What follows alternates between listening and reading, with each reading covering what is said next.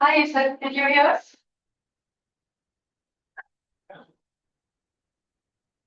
Okay. You're muted.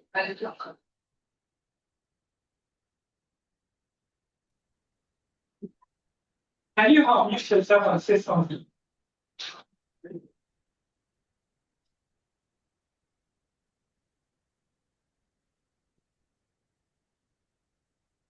You can hear us, right? I can hear you. Can you speak a bit?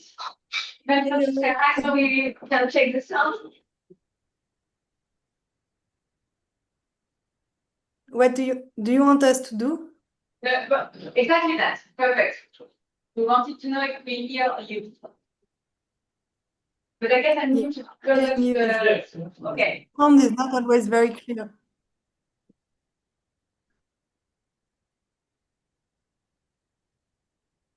Is it better if I hear? If I am here? Yes. Yes. And what about the? It will be. It will come. Miracle happen.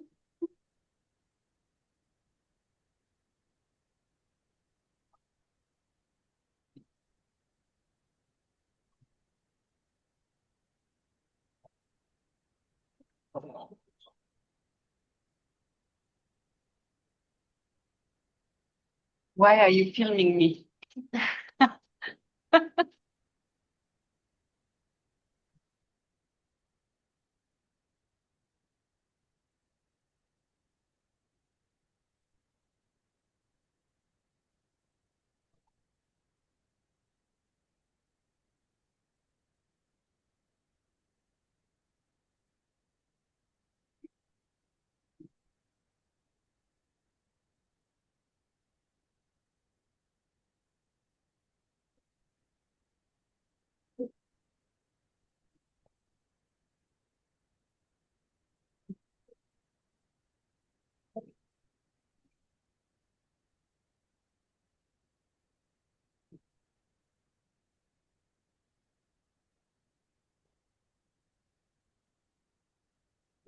Can I click there?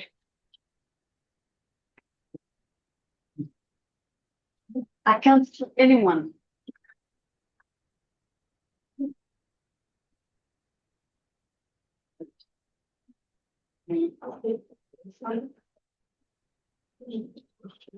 Ah. Okay.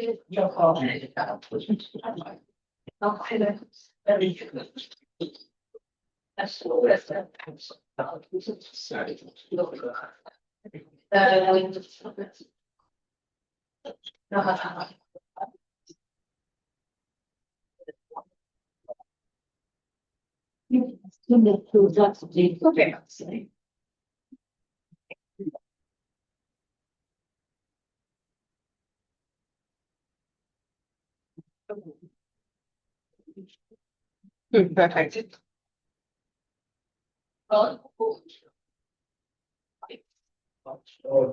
Youssef, can you hear me? Yes, I can hear you. Je te fais la version pratique en français. Ok. Il est très probable que tu sois le seul de la session. Il est très probable que quoi? Tu sois le seul de la session. Ah, les autres, ils ont disparu. Il y en a un qui travaille et il y en a un qui a disparu. Donc, Ok. je te propose de commencer. Je vais faire une introduction d'abord et après je te passerai la parole. Ça marche? Mais tu Il y a, as tout le soutien de il y a pas l'IFRA de dans la souci. salle. Voilà, voilà. Mhm. Ah, bah, c'est un plaisir. C'est un Ok. plaisir. Et est-ce qu'on reprend peut-être, enfin, est-ce que les panélistes de la session précédente sont là aussi? Est-ce qu'on reprend peut-être aussi la conversation après? Ouais, en fait, Abibat, je sais pas où elle est, mais je pense qu'elle va arriver. Et Joël, je sais pas s'il se connecte. Je vais lui Je demander vais, par message s'il veut se connecter pour further ça questions. roule. Moi, je vais lancer et je fais l'introduction générale. Et après, Youssef, je te donne la parole, tu as 20 minutes. C'est bon pour toi? C'est moi qui m'occupe de mes slides. Enfin, il y aura un partage d'écran. Je les ai donnés. Qu'est-ce que tu préfères? Bah, je peux les faire passer moi. Ça ne marche pas. C'est plus simple pour vous. Moi, je peux Moi, te dire moi, quand changer. C'est comme tu préfères. moi, j'ai donné ton PowerPoint, donc normalement, on peut s'en occuper. Tu dis juste quand tu changes de slide. Ça te va? Ok, pas de Ok, souci. perfect. Ouais. Yes, I'm starting now. Don't stress myself. So, thank you everyone for being here. So this is the second panel. Oh no, you want me to sit? Oh, wow. I don't know how to speak when I'm sitting, but anyway, I will, and I can see the people. Because, come on, thank you. So thank you very much all for being here. This is the second session of the panel about living urban and urban environmental change in Nigeria. We started the conversation this morning, so I won't do a long speech, but just to give you idea, the idea is really to focus on urban and environmental change as they are lived by city dwellers, right? So how inhabitants experience this change, how do they adapt, how do they resist, how do they cope? And so that's the question we'll ask. And how, as a researcher, can we work on this issue, especially from a methodological, epistemological, and we're focusing on Lagos, and especially on the question of floodings, forced eviction in Badia East, in Lekki Peninsula, mainly. So this afternoon, we'll move away from Lagos, and we'll be going to Ibadan. Youssef will start, and maybe there will be another paper on Ibadan, but we have no news from the second presenter, so we'll see. And Peter Oyelami has to cancel his participation due to work issues, so the panel is. Youssef, are you back? Or are we back? One way or the other.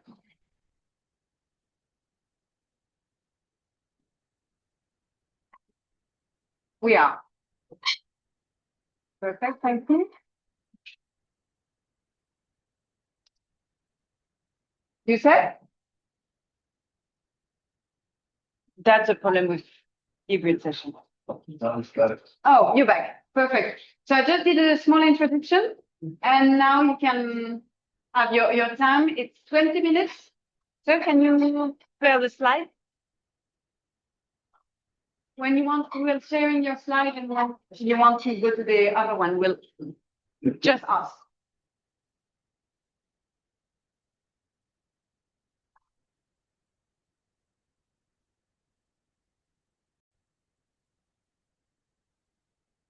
Here you go.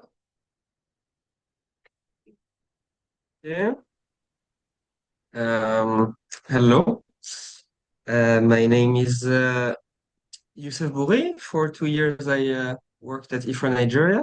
in Ibadan. And during this time, I conducted the fieldwork to gather the data that I used to realize this research. And as of now, I am an independent researcher. Who knows, maybe a PhD student in a few months. So, um, the picture you can see here is the Winpa Forest Reserve that has been cleared. It's a forest in the center of Ibadan next to Agodi Garden, a central ecological and recreational landmark of the city of Ibadan. So we can go to the next slide, please.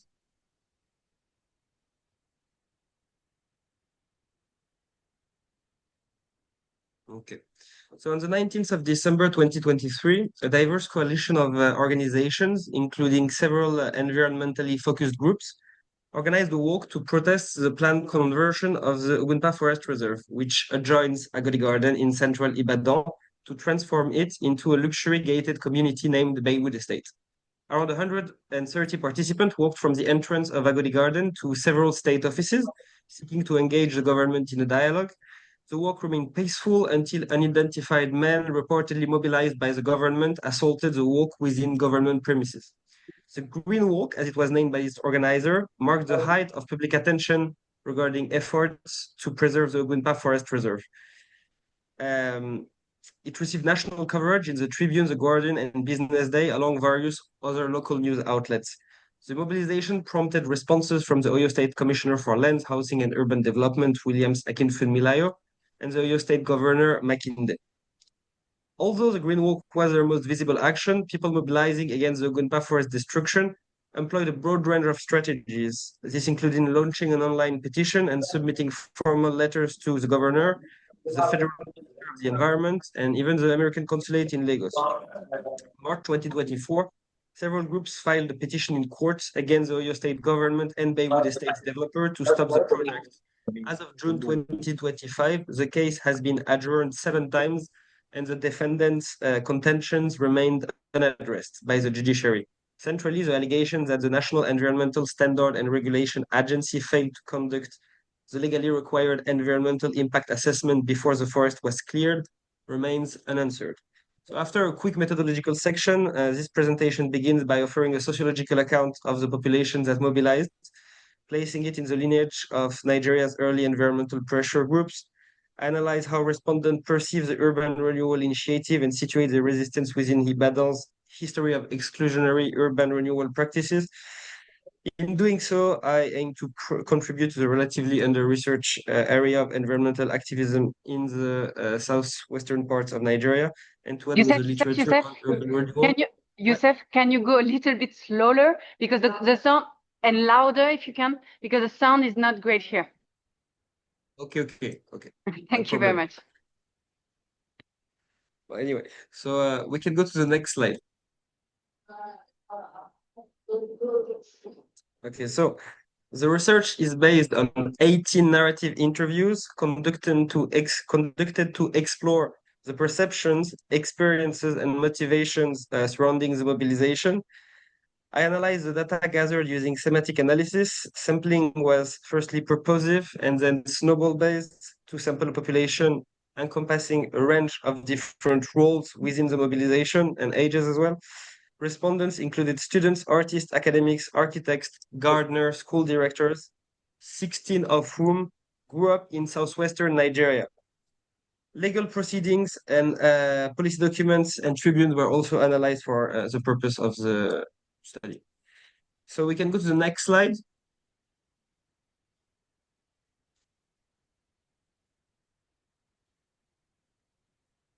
Yeah, we can go to the next slide.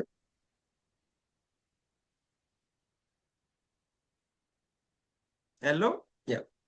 So the interviews revealed no unified collective identity amongst all the participants, but several subgroups based on distinct identity traits emerged, shaping their motivation to participate in the mobilization.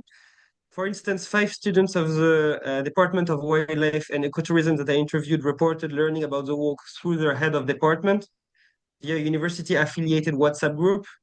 The head of the department encouraged them to attend the 19th of December walk at Agodi Garden, and these students did not have any personal or intimate link with Agodi Garden or the Ogunpa Forest Reserve prior to go to the walk. For most of them, they had never been or when they were kids. Their responses consistently reflected that they were primarily participating in the walk as conservation students whose involvement stemmed primarily from their academic identity and their field-related expertise. Reportedly, 30 wildlife and ecotourism students participated in the walk in total. You can go to next.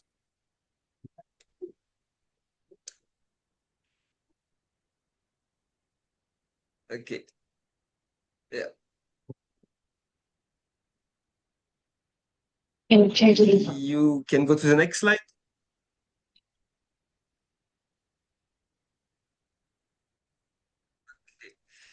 So similarly, I interviewed three architects who joined the walk, and the Oyo State chapter of the Nigerian Institute of Architects has been mentioned several times by interviewees and in documents as a professional group whose members were actively opposing the Baywood Estate project.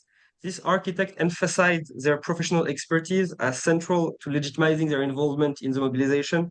A key point of divergence that was notable among the people I interviewed was generational. Older participants, basically age 38 and above, such as the one you can see on the next slide, if you want to change it, such as Oluwasan, quoted here, tended to avoid framing the deforestation and redevelopment of the Ogunpa Forest Reserve in political terms. In contrast, younger participants, such as Emmanuel, 29 years old here, which is an artist, viewed the project as politically motivated. 6 of the 7 respondents, younger than Emmanuel, included the 5 wildlife and ecotourism students and a young gardener that had recently graduated from the University of Ibadan, described the Baywood Estate project as rooted in government decision-making, power dynamics, and inequality rather than a purely technical and environmental matter. Among 7 participants aged 38 or older, 5 avoided framing the issue politically, while only 2 acknowledged its political nature. And with the 4 other participants, I was not able to obtain a clear answer to this question, basically. But this generational divide was also apparent in another debate that you can go to the next slide. That's great. This generational divide was also apparent during debates about the naming of the demonstration, framed as generational by Ayomide on this slide, which is an organizing member of the walk that was in his early 30s. You can see what he says about it. Despite their differences, all participants shared a common attribute, a high level of formal education. 5 were final year undergraduates at the University of Ibadan, 6 held bachelor's degree, 4 had master's degree, and 3 held PhDs. All of them were either enrolled in tertiary education or had graduated from it. And this aligns actually, interestingly, with patterns found in, well, global environmental movement, but specifically in the pattern of the early environmental groups that were highlighted by Boyowa Shoka in 1992, where he, in a paper where he analyzes, well, the burgeoning Nigerian environmental pressure groups. And you can go to the next slide now. So Choko noted that the formal environmental groups in Nigeria in the 80s typically had limited scope, elite and academically oriented membership, small participant bases, and favored dialogue with government over confrontation. In his studies, he identified prominent conservation organizations, including the Nigerian Environmental Study Action Team and the Nigerian Conservation Foundation, both of which are part of the coalition of organizations that is today supporting the campaign for the protection of the Ogunpa Forest Reserve and Agodi Garden. Both organizations signed a letter publicly available online that has been sent to the governor of Oyo State to halt the decimation of the forest reserve on the 9th of January 2024.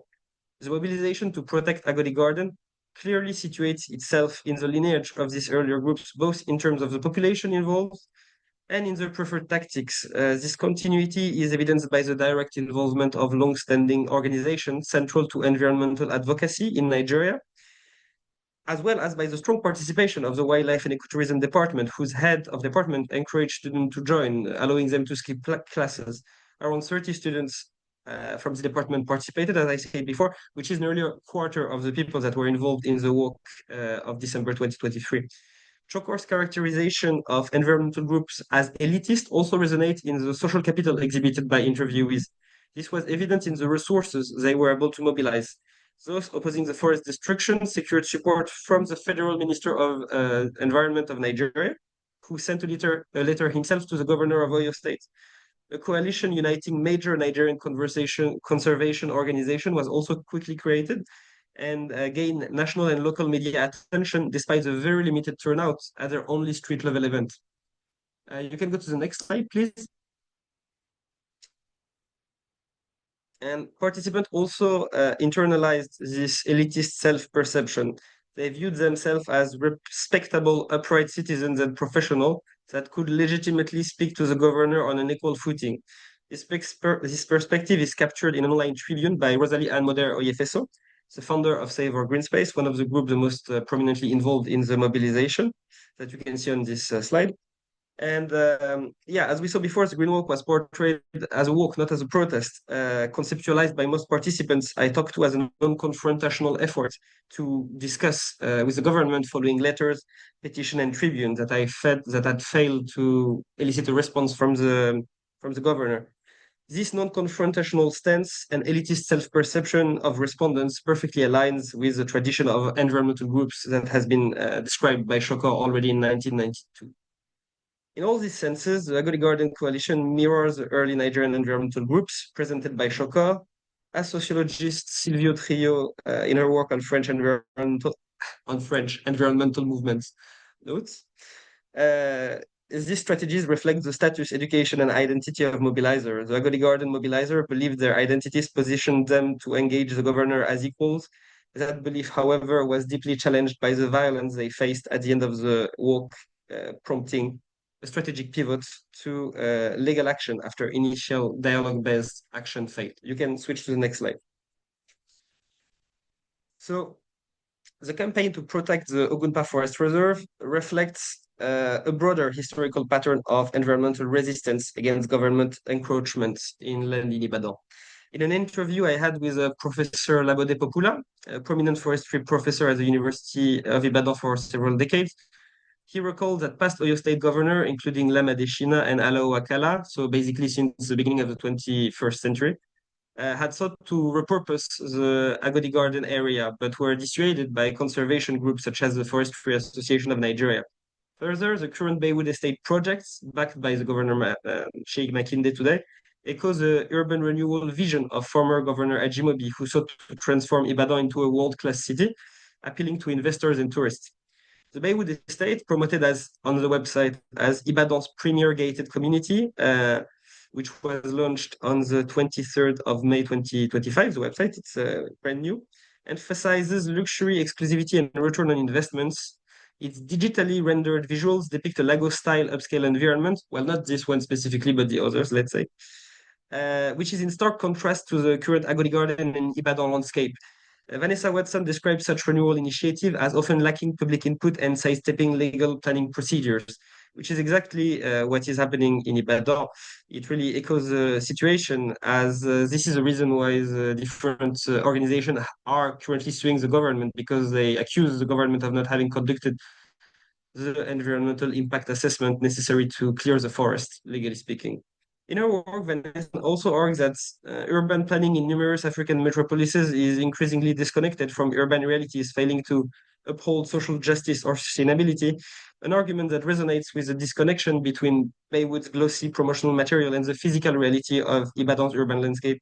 If you look on this slide, it is actually quite caricatural. You can see mountains and lands in the background, which really do not accurately describe the Agodi Garden neighborhood. The estate's wording language also aligns with Governor Makinde's 2024 State of the State address, in a speech where he announced the signing of a memorandum of understanding with a private investor to upgrade the Agodi Garden into an international standard botanical garden. The Baywood Estates project exemplifies patterns noted in Ibadan by scholars like Grace Adeniyi Ogunyankin and Portia Roloff, who analyzed Ajimobi's world-class urban ambitions. Ogunyankin highlights how these renewal strategies reshape public space and redefine access and entitlement to the city. Baywood represents this dynamic, turning formerly public land into exclusive zones, restricting access for the broader population. The project privatizes profits from land commodification, while externalizing losses in biodiversity and green public spaces, which are particularly significant in an already heavily concreted area of Ibadan. You can go to the next slide.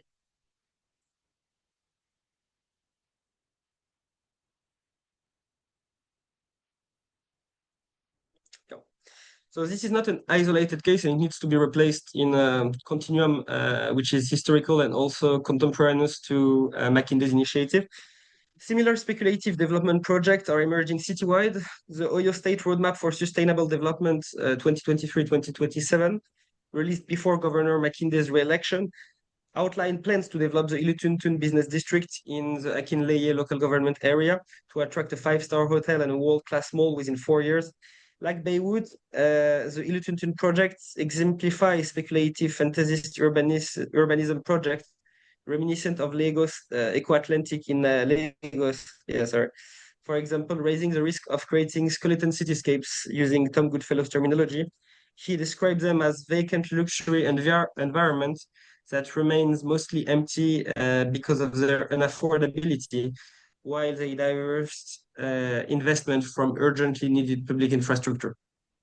These projects are characterized by the marginalization of the urban poor, and although the exclusion of the urban dwellers remains hypothetical for the Ilutuntun project as of June 2025, such outcomes are already evident in the Ibadan Circular Road project, another major urban renewal initiative of Makinde. Residents displaced by the Circular Road have protested at the Oyo State Government Secretariat announcing their announced expropriation. And Baywood Estate, the Circular Road, and the Ilutuntun Business District reflect a broader trend privileging elite consumption over inclusive urban development. You can go to the next slide, please.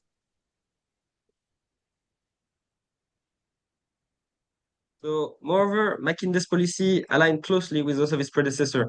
So this is a map that was made available by the architecture cabinet that designed Agodi Garden in 2012, when it was renovated under the leadership of Governor Ajimobi.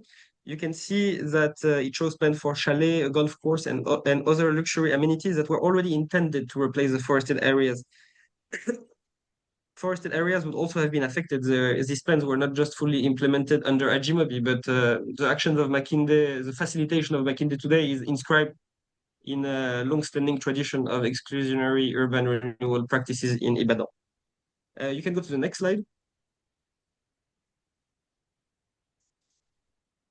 So the quotes on the current slide are illustrative of the perception of this continuum of urban renewal initiative by the respondent themselves. They situate the destruction of Ogunpa Forest to build luxury housing within a continuum of urban renewal efforts aimed at converting public green space into private estates. Several interviewees identified this pattern of dispossession as a key motivation for mobilization. The second quote reflects a recurring theme, the quote on the right, a recurring theme in the interviews, the convergence of socially exclusive urban development with environmental degradations and risks. Beyond critiquing the capitalist and exclusionary repurposing of Agodi Garden for luxury housing, participants consistently linked the project to Ibadan's environmental history. They connected the forest destruction to long-standing issues of flooding in the city. As you can see on the next slide, you can change the slide. Oguntala cataloged urban development projects that led to deforestation and documented their impact on flooding across the Ibadan metropolis. These historical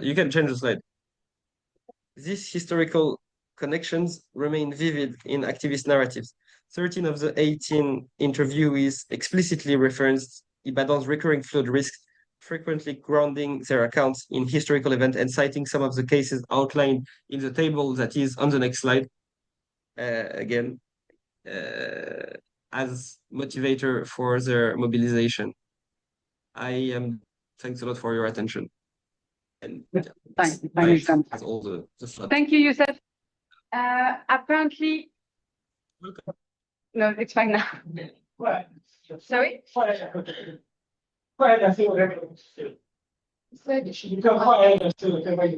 Okay, thank you.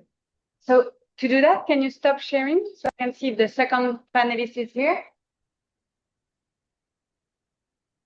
Is Solongwa Raphael Olayinka here? No, I don't think he's, but he was a few minutes ago, and then Okay, so I what am I in touch with him email, but I guess he has I trouble think he has an connection. issue with So what I suggest is we take question for these first presenters, and then if he comes back, we give him the floor. Is it okay for you? Okay. Because of the sound issue, if you have a question, please come to the mic. Otherwise, you said, we'll C'est comme ça l'an dernier aussi. be Okay. back. So who wants to start?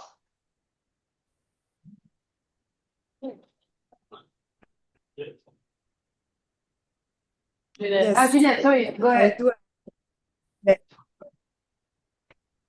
So thank you, Youssef, for your presentation. So I wanted to come back on two issues that you raised on about the Agodi Garden. First, you said that there was no environmental and social impact assessment at before they started the project, and was it one of the requests of the mobilization? Did they actually emphasize this lack of EIA, sorry? And do you know why there was no environmental impact assessment in the process? It's something that we have also in both different infrastructures project in Lagos, that there is a lack of funds and like time that is taken for the EIA. And then another question about I'm not sure if I understood well the link that was made between the floods and the flooding, like the floodings and the issue on Agodi Garden, if you could come back. Yeah, collect those.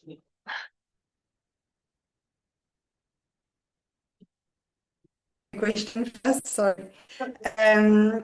The question was about like also what is the general south of the to have like very conservationist view of the nature.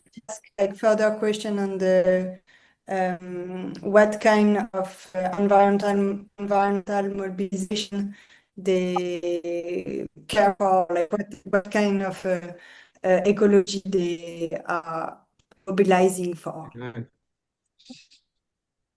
Ok.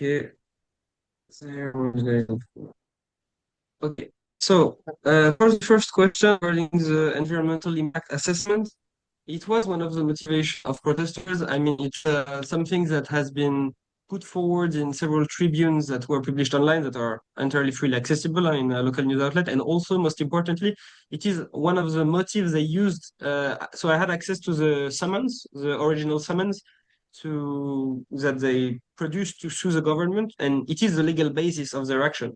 It's that they contend no environmental impact assessment has been conducted. Said Okay. there had been ones that had been conducted, but they were not able to produce it. No one, at least none of all my respondents, told me that they were not able to see it. So that was one of the motivation. I mean, it was more of a justification to ground their action in something concrete. The motivations were mostly for the professional, for the wildlife and ecotourism student based on their academic training. And there were also a lot of motivation based on heritage, like the vision of Agri Garden as a heritage. I didn't go into this trend of justification because, well, I only had 20 minutes. But really, there wasn't a universal discourse amongst the respondents regarding what motivated them to act. So regarding floods and Agodi Garden, so when I was asking people what was the value for them of this space, asking them about their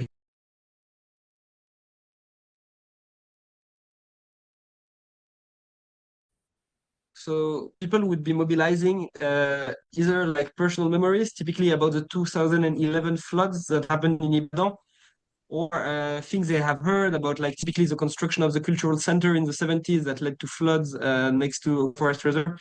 So it was either it was mobilized, as I said, by 13 out of 18 respondents, and either through personal experience or through like knowledge of historical floods that had occurred. Basically, so that's how floods were mobilized in the discourse of the respondent. It was like often adjoined, to technical justification on like environmental and ecological justification for why to preserve the forest, because it is a floodplain and all those lexical elements. And regarding what kind of ecology they mobilized for, I would not say I have Yeah, it's a good question. yet to fix that. No, but I would say I asked myself this question. So since the students were the ones that really emphasized, well, a lot, all of the respondents used the term, like most of them used the term conservationist, like as conservationists. And most of the organizations that had represented that signed the letters addressed to the government on the 9th of January, which is available online, are conservation organizations like the Nigerian Conservation Foundation and so on. But I don't know if there is a clearly defined like vision of what conservation should be amongst all the people that mobilize to protect the forest reserve. But from what I understood, and I will dig further on that, it's a utilitarian kind of conception. Most of them justified the preservation of the forest for its benefits, like its benefits to the city and so on. It's not a more naturalist conception that just emphasize the beauty of nature for nature. People would justify it by mentioning the ecosystemic and urban services the forest would provide to the citizens, and also yeah, and that's it. Yeah. Thank you. Since the next What I presenter want- is not back sorry. yet, we can have other questions.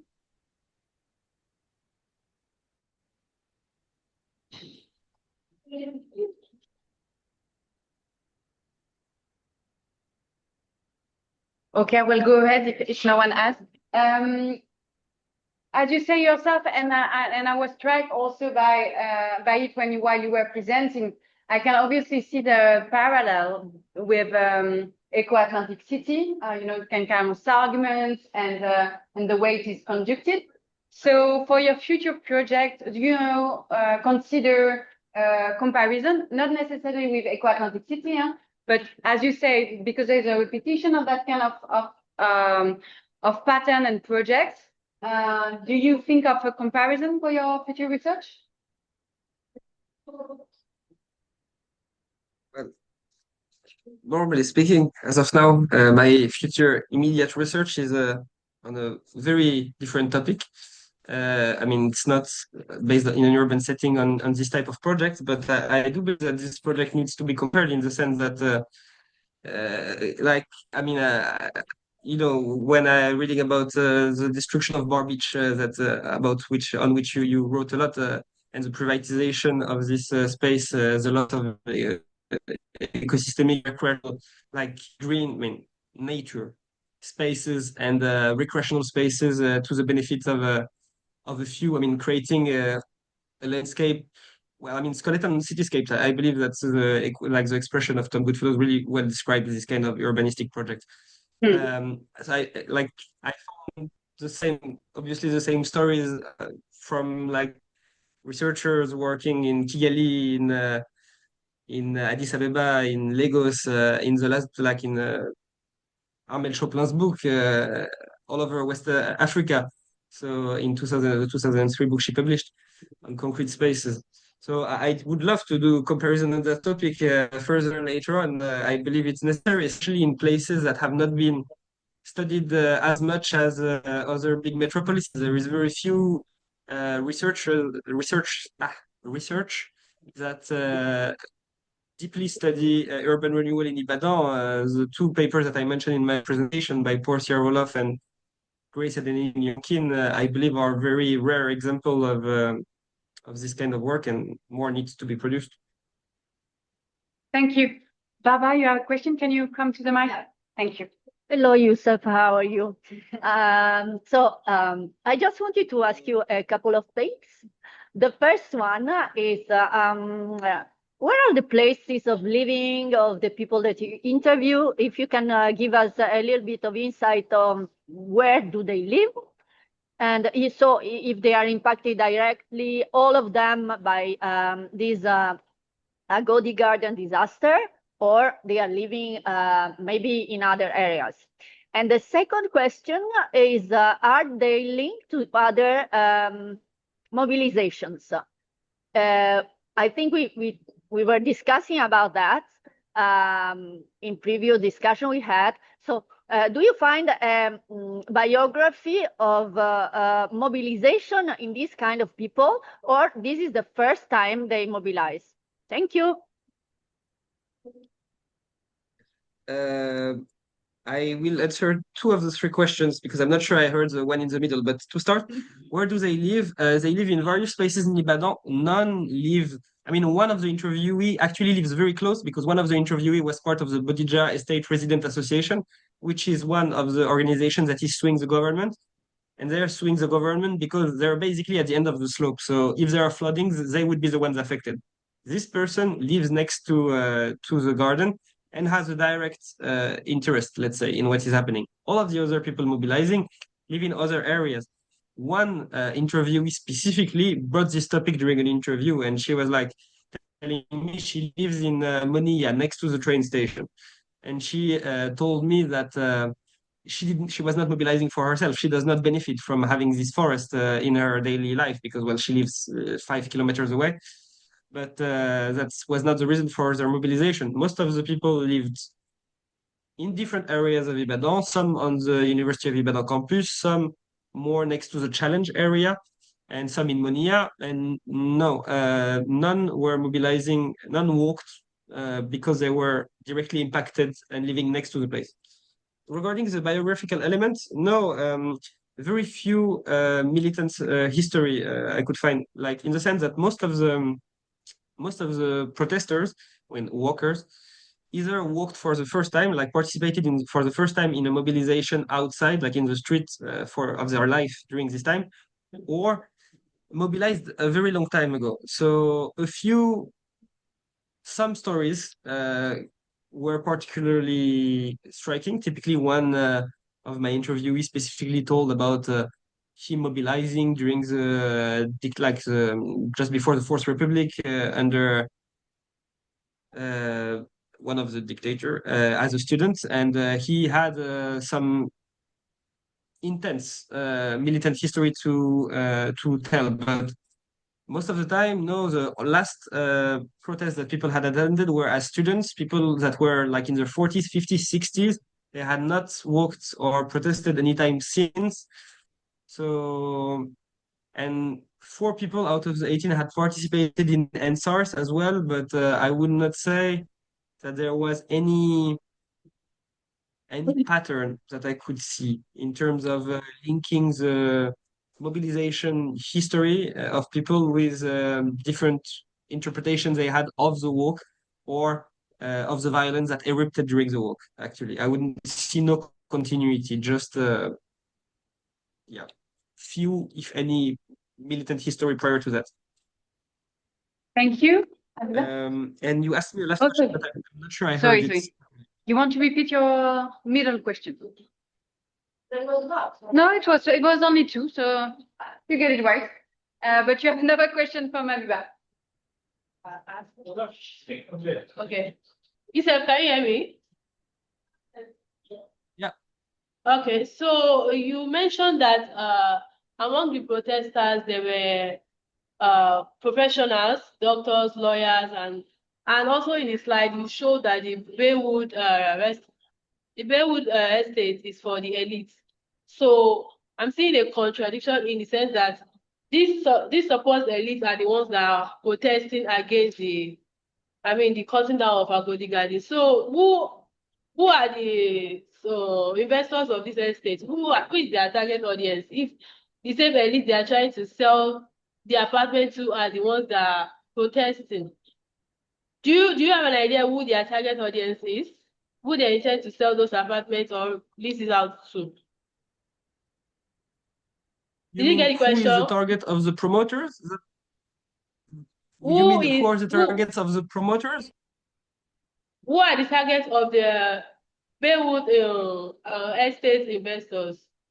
That's who did they intend to sell the estate to, the apartments? Yeah. So typically, while like the interviewees I had definitely had a very important social capital. I mean, they were able to obtain a letter from the Federal Minister of Environment to support their cause and so on. I don't think they would be the target economically speaking. I believe these are very much upscale housing that. So one interviewee actually it identified who she believed was the target of this estate. For her, it's people in the diaspora, people that want to make an investment that will not be living here and that would just leave the home vacant. To be honest, I would tend to believe, like to follow her interpretation in the sense that one of the things that is foremost advanced on the presentation, like on the website of Baywood Estate, is the return on investment you can expect from your investment. So I believe these are marketed not as only as just nice living space in Ibadan, but as real estate investment for people that most likely will not be living here. All right, thank you. I believe those are the targets. Sir, you have another question, and can you introduce yourself? Yes. All right, my name is Leko Makaibi. I live in Badon, and I want to put some clarity concerning the. Okay. Also for the room, so everyone could hear you. Concerning the Baywood so what has happened some years ago, there is a particular non-profit value work for called Sustainability. The DG called me to like visit this particular day that protest was put, happened. But I couldn't go because there was an event at the to have. But I was now grabbing that when I saw the whole chaos and my team intervened, told me to report. It was chaotic because they sent thugs to shop the protest and people were beaten. And funny enough, most times when I pass through that particular building site, this place is not meant for the middle class. It's for the elites. Because I see the skyscrapers, I see the kind of buildings they want to do. Civil servants on 70,000 cannot afford to get it. Because I visit that place like once in a week, I pass through that route and I see it. And the funniest part is that they are trying to even approach on there's this Agodi garden itself that people go to have this sort of relaxation. And there was somebody telling me that just trust me, the next 10 years, they might see it off, and the next 5 years, they will throw it to the market and say they want to show it and turn it to an abstinence. So this is not just one thing. It's happening like all over the Southwest, because we've seen cases where governors come and they turn traditional lands into high-rising estates. So that's just my own clarity concerning. Thank you very much. Youssef, you can answer, and I think we can also, as the panelists of the previous panel, respond to that, maybe if it's ring a bell. Youssef. Yes, if I can ask, I'm so sorry, but I'm not sure to have captured the precise question of the. Oh, it was the comment. What is the question? We couldn't really hear very well. Oh, Okay. it was more a comment than the question. Yeah. You want to? It was a question. It was a comment. Yeah, I gave a comment on there. They didn't hear it properly. Can you? Sorry about that. In a shorter way, can you repeat for them? Okay, so for clarity purposes, can you hear me now? Can you hear me now? Yeah. Okay, fine. Can you try to speak a bit slowly because of the okay, it's fine. a bit So saturated. for the purpose of clarity, I was like involved in the protest when it happened, when people protested concerning the railroad crisis. There's this NGO that I volunteer for called Positive Vibes, and I'm the community manager for Badon. And I was called to lead the team that would join other sustainability guys to like attend their protest. But I couldn't go because there was something else I wanted to do. But that very day, when I finished the first event, when I was going, there was a series of chaos and fighting, and I was told that they sent thugs to disrupt the protest. People got beaten, people got injured, and funny enough, we thought that would stop them from carrying out developmental what's it called, that high rising housing, but that didn't stop them because to date they are still trying to build those skyscrapers, those eyebrow buildings. And funny enough, when you look at it, they are not building it for the masses. They are building it for the elite because 270,000 naira. Trust me, they can't afford that kind of house. So it is a sort of, you might call it gentrification, or probably call it eco, is it ecocide or something like that? Because truly, that particular land was filled with lots of trees, not just mere trees, like exotic trees that you can't find somewhere else. It's destroyed. Funny enough, when it comes to UI2, there was a case last year. Yes. They destroyed particular. When people came and they're like, wow, really? And likewise, for there's a school to back in Ife. I think now the time to they remove some trees too. These are exotic. These are trees that you won't find anywhere else. And question is, why are they destroying these trees?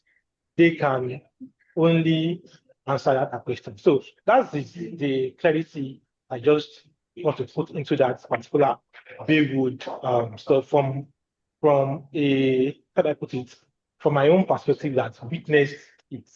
Thank you. Yusuf, did you hear that time? Do you want to comment yes. or respond? Yeah, thank you. Yeah, so it's about the interpretation I make of the reason why they're destroying this place. Yusuf, we can't hear you. Can So- you remove your iPhone? Okay. We can't hear you. Okay. Yeah. Can you hear me now? Thank you. Okay. So I believe so it's things I developed more in the article that I wrote and that I'm writing on the topic. But so firstly, something that I tend to agree with anyway that has been recounted a lot by my interviewees when I ask them what they think about the reason why the government is doing that is the question of deal making, so basically making profit and corruption in different forms is variously mentioned. Some people said McKinsey, he has been praised for being so nice during his first term. So now during the second term, he is gaining money for himself. This idea of deal making through real estate construction is very present in the motivations that are advanced as a motivation for construction of the estate. The second thing that I think is also acting in conjunction, it's also the very real existence of an imaginary of development and urban development that is based on concrete. Again, that has been very interestingly developed by Armelle Chopin in her 2023 book. But you can see like either some interviewees talking about the fact that they believe he wants to make some kind of banana island in Ibadan, or that he wants to recreate Ikoyi, blah, blah, blah. So fancy neighborhoods in Lagos. This idea that in this aesthetics of cleanliness and order through concrete it was very present. You can see it either in some of the declarations that the government, in the person of Makinde or the Akinfun Milayo, have been making to present other urban projects they have had, like in the refection of some roads. But this typically is an area that I'm not exploring because, well, it's not the purpose of the paper, but like the omnipresence, in my opinion, of roads in like the discourse of Oyo state government to show how good they're doing in terms of. C'est bon. Je continue, tu penses? Ouais, ils sont là. Okay. We're back. And so people in Ibadan do speak about it. Like when you talk about well, government and its action, roads come like very fast in the discussion. What I'm saying is concrete is I think has a very special place in the imaginary of the urban planners that are choosing to do this project, and even in the imaginaries of people in general. So I believe there are these two reasons, which is just a way of profitizing from this commodification of this land and projecting an imaginary of development and luxury that is very based on concrete. Thank you. Juliette, would you like to answer this from your own perspective? Sure. To jump on what Youssef was saying, I think there is also this like with all like what made me think of the like what Youssef was explaining made me think of how also those projects become really political object and like object of debates and controversies in the city. And I don't know at what scale it was in Ibadan about the Agodi Garden, but I believe it was still quite quite a topic that people would talk about, and it also has an impact on the opinion of people about the government. And I think it was really important about the coastal road in Lagos last year, and I believe it's still the case currently that there is such controversy around the project that is also attached to the political figures that are actually promoting the project. So there is a link between the speculative urbanism or the way of the urban planning through concrete and through all these imaginaries that Youssef was talking about, and also like political decision and political figures that are attached to it. And so those projects become also object of like very high controversies. Thank you, Juliette. Abiba, you want to answer? Okay. Since I have a general comment. Yeah, go. Okay, so what I would just like to say is it's I mean from the previous panel we have and now, it just shows how this urban projects are always affecting the people that will not in a way benefit from it largely, compared to the fact that the people that will benefit from it the most are the ones that are not affected. And it just shows how the governments are thinking in terms of capitalism and commercial making commerce out of this project. Because from the whole presentation from Joel to Eco Atlantic, Coastal Road, and even this Agodi Garden, these projects are not even made for the masses, and at the end of the day, the masses are the ones that suffer from it the most. And then this one, talking about the own nature again, the fact that they just have to affect someone somehow. That's the general sense. Thank you. Oh yeah, Sarah. Can you come to the Right. Okay, yeah.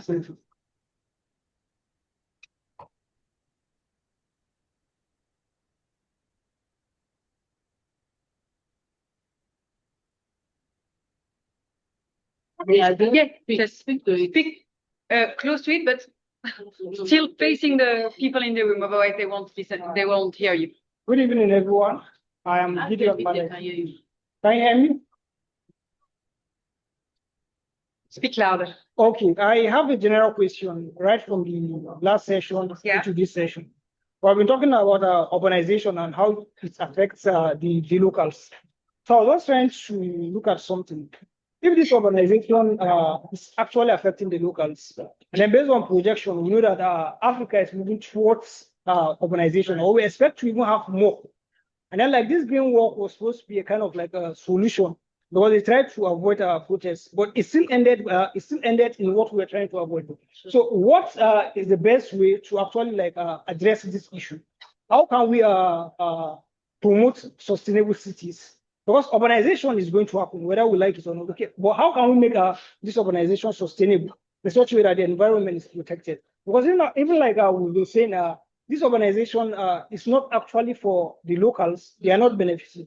But even if they were to benefit, the environment has been degraded or damaged. So how can we make this urbanization in such a way that the environment is safe and then everybody enjoys it? It becomes a win-win case. Thank you very much. Thank you for your question. Just a comment on that remark.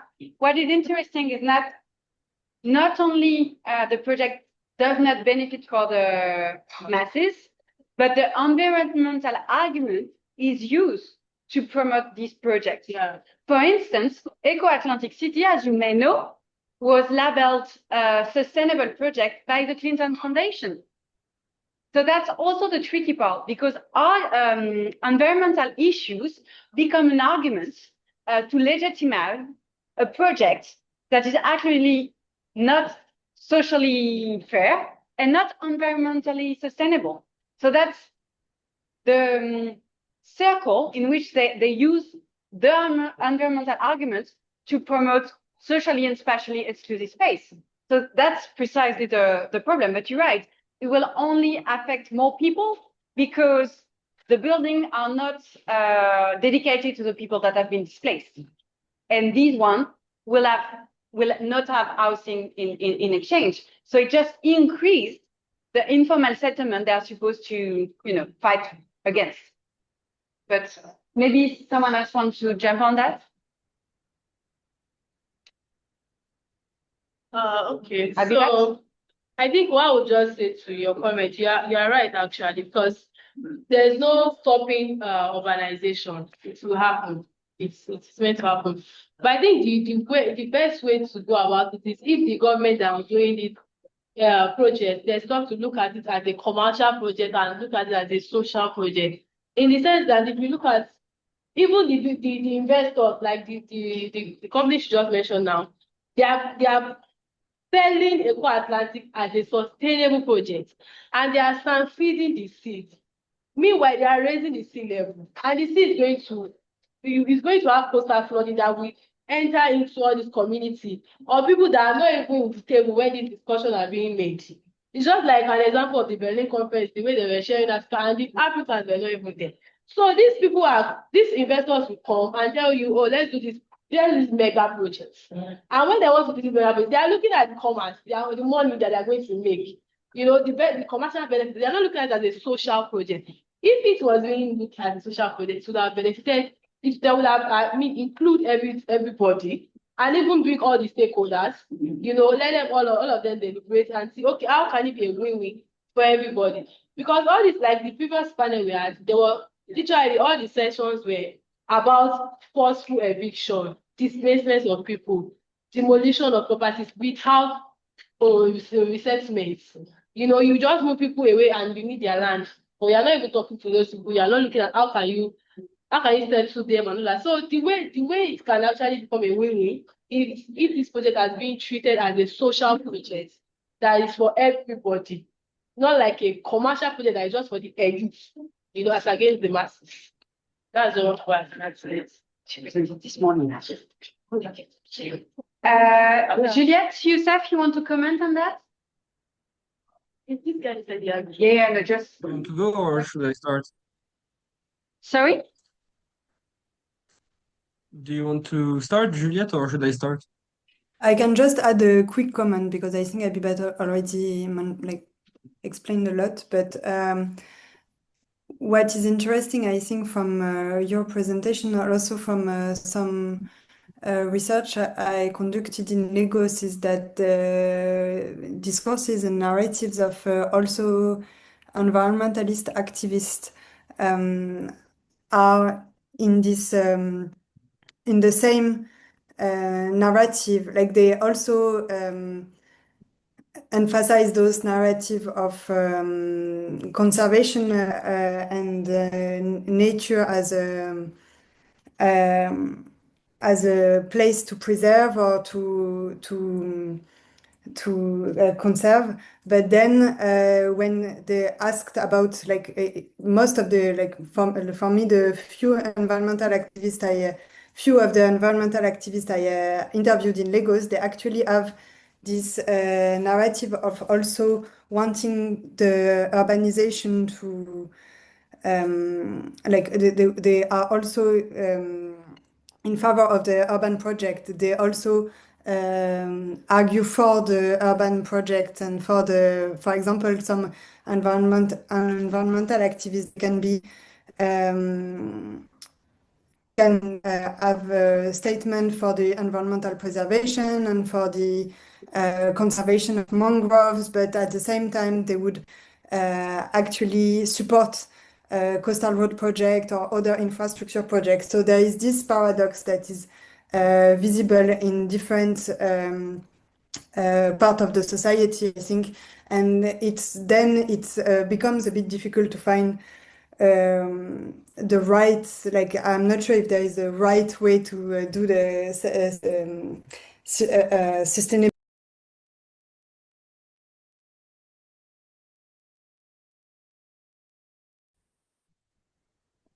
The main solution would be actually to imagine solution co-produced or co-created by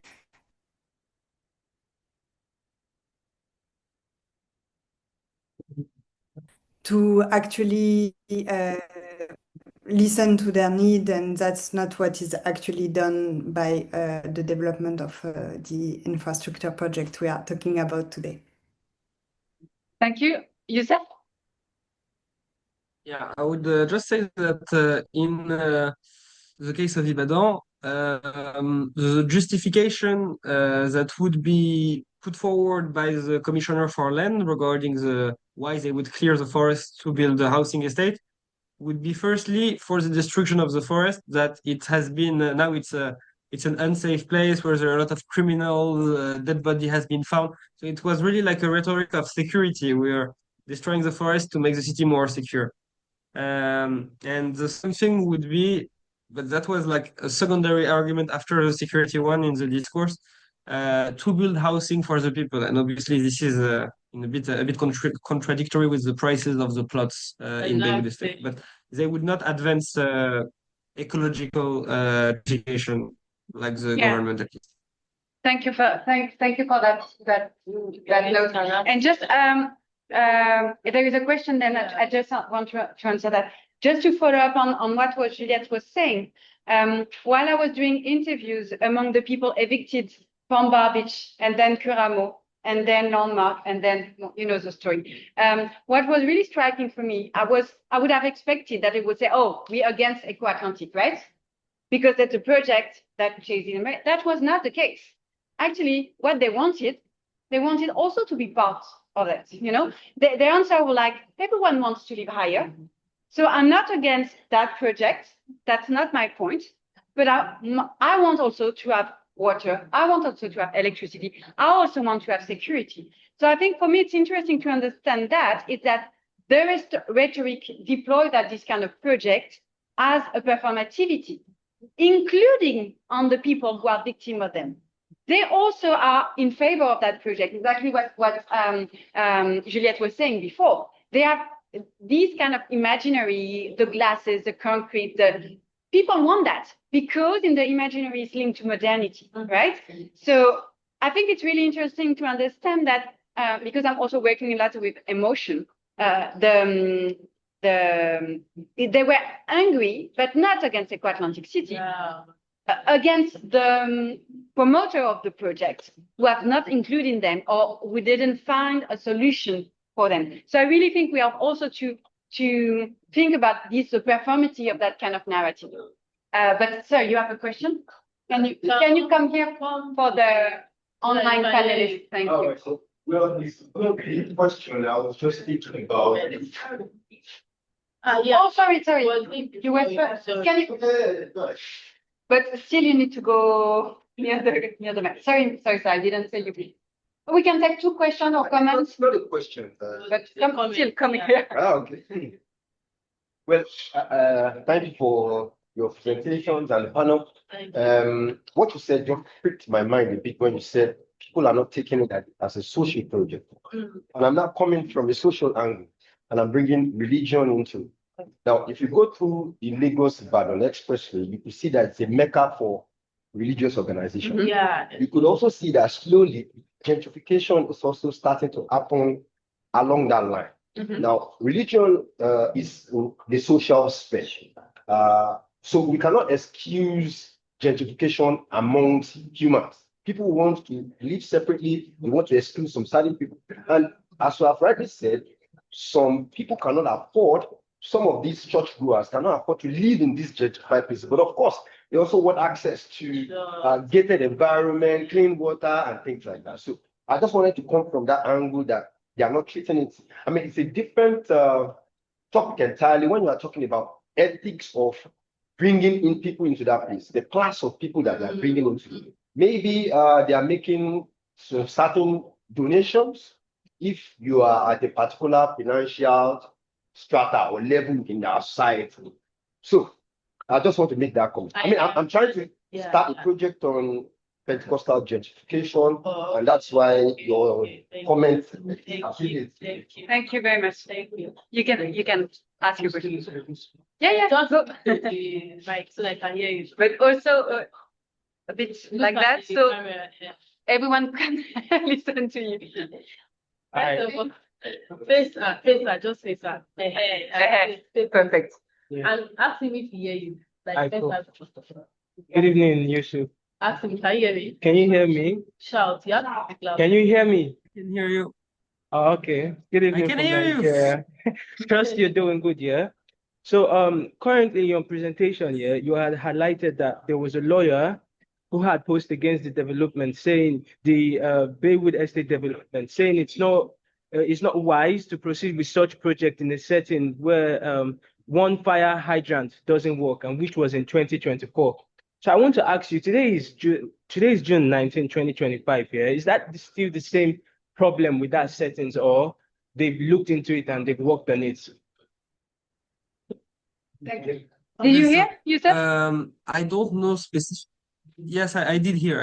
Okay. This quote that I make in actually, at the end of my presentation, there was a bibliography slide with everything that I quote. So this comes from an article from The Guardian. It's someone that got a tribune in The Guardian and that described that. I was just very much agreeing with this statement in the sense that the project of the Ilutintun Business District is supposed to be gargantuan. I did not develop on that, but the amount of land they reserved for the project, the government, they used an executive order to reserve it, is equivalent to 10 times the size of Manhattan. That's the comparison that most people talking about it are making. So it's a very big expanse of land, and it's in an area in Ibadan that is a Kinley area that is next to Monia, which is a very not central area of Ibadan, where there is very little infrastructure. I just thought this quote really epitomized well the reality of the landscape there, which is there is not necessarily any water like piping connections, electricity, or I mean it's more, how to say that. I feel his description is more metaphorical than, or like it's an image rather than specifically he checked if all fire hydrants were working in the area. And I agree with the image. That's why I thought it was an eloquent way to put it. Thank you. I don't know if I answered your question or if. Okay. All right. Can you hear me, Yusuf? Please confirm that you can hear me, Yusuf. I can hear you. Did I answer the question or not? I think it's more of a question and maybe some commentary. Is that okay? Sure, you can. Yes, yes, absolutely. Say again. Said yes. Okay, so I think That's fine.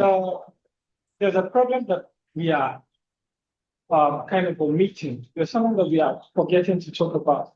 The fact that somehow I think it's an ideological issue, and I think there should be some kind of construct to explain that ideological issue. The first is that the people who are being impacted by this environmental degradation do not understand the environmental impact, but are more concerned about the economic impact of having to move, relocate, and all of that that is going to affect them. So not that they are exactly concerned about the environmental impact, right?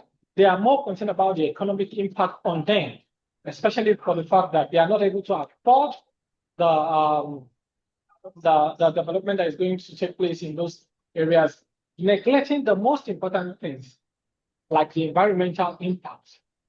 That's one. I think for those who are going to be benefiting too, like the rich people who are going to be investing in this estate development project and all of it, they also do not understand.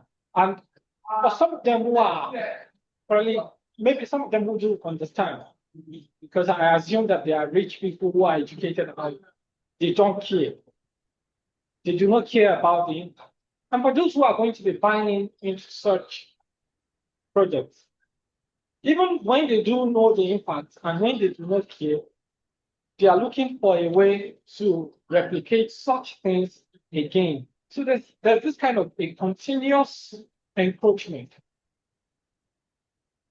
into reserves and all of that that is going to continue to cause issues.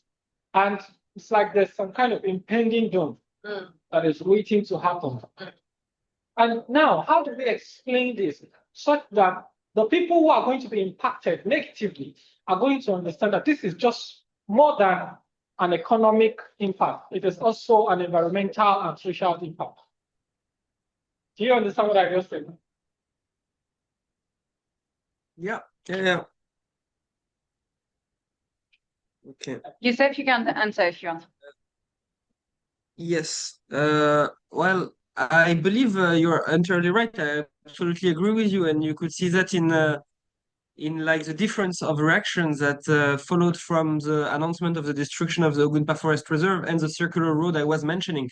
So Ogunpa Forest Reserve mobilized, as I said, people that are, I don't like the term, but people are part of some kind of a privileged group of Ibadan society that were not directly affected by the destruction of the forest, while the circular road project sparked immediate reaction when people started receiving eviction notice in front of their home. And I was not at this protest, but I could just see by the pictures that were relayed by the journalists of this protest that the people that turned out when they saw that was well, much more important than the 130 people that supposedly were walking for the forest.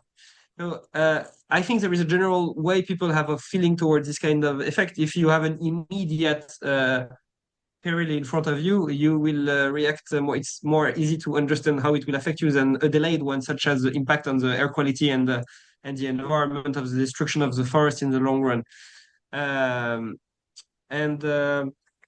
Yeah, also it's. I'm not sure. It's all of these factors are, in my opinion, playing interactively, but there is potentially a lack of knowledge regarding the impact of certain things. I mean, of certain consequences of raising the forest. That's a possibility. And secondly, there is also the fact that I believe a lot of people in Ibadan have other things that are more immediate to deal with than to well, work for the protection of the forest on a daily basis. So that's the three thing your comment is making me think of. Any last question or remark?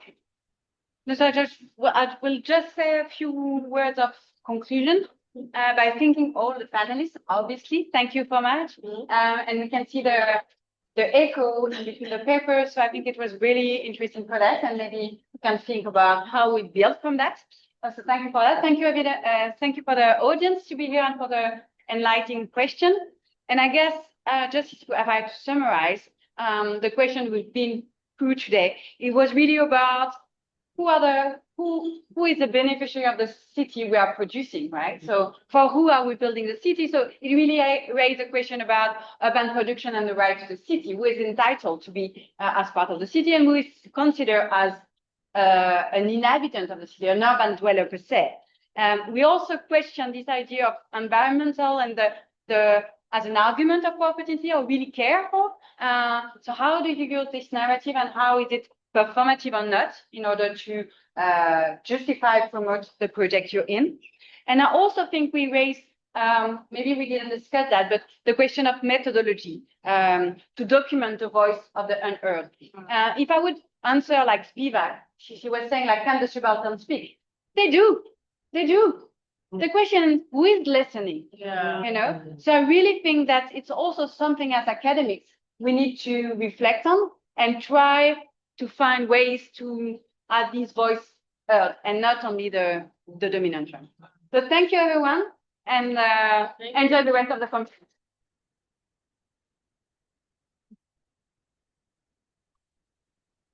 Thank you. Thank you. Thank you. Bye. Thank you. Bye. Bye. Bye-bye.